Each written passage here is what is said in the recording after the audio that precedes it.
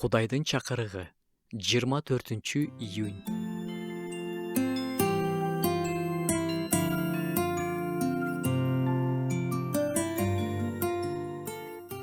Аларды өзүңдүн чындыгың аркылуу ыйыкта.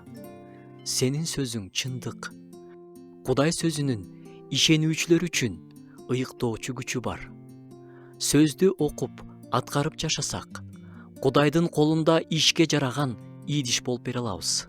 Кудайдын толук эрки ушул ыйык китепте жазылган. Кудай биздин жашообузда иштеп жатканда өзүнүн сөзүн колдонот. Кудайдын сөзү ыйык рух колдонгон курал. Кудайдын сөзү жаңы жашоо жарата алган үрөөн. Кудайдын сөзү ошол жаңы жашоону бекемдеп, азыктандырып турган азык. Забур китебинен мындай сөздөрдү окуйбуз. Сенин алдыңда күнөө кылбаш үчүн мен сенин сөзүңдү жүрөгүмө катып алдым. Адамдын жүрөгү өтө бузулган экенин билебиз.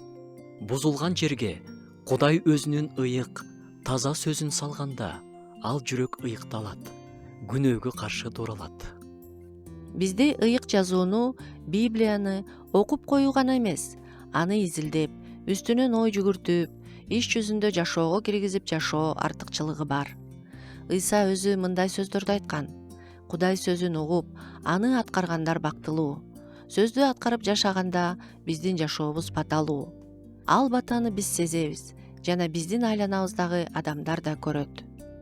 Дагы бир нерсе, биз ал сөздү жарыялап жашайбыз. Ыйса мындай деген: силерге буйругандарымдын баардыгын аткарууну аларга үйрөткүлө. Ошентип, биз ишенүүчүлөр Кудайдын тирүү сөзүн жарыялаганга, бекемдегенге, аткарып жашаганга, башкаларга жеткиргенге чакырылганбыз.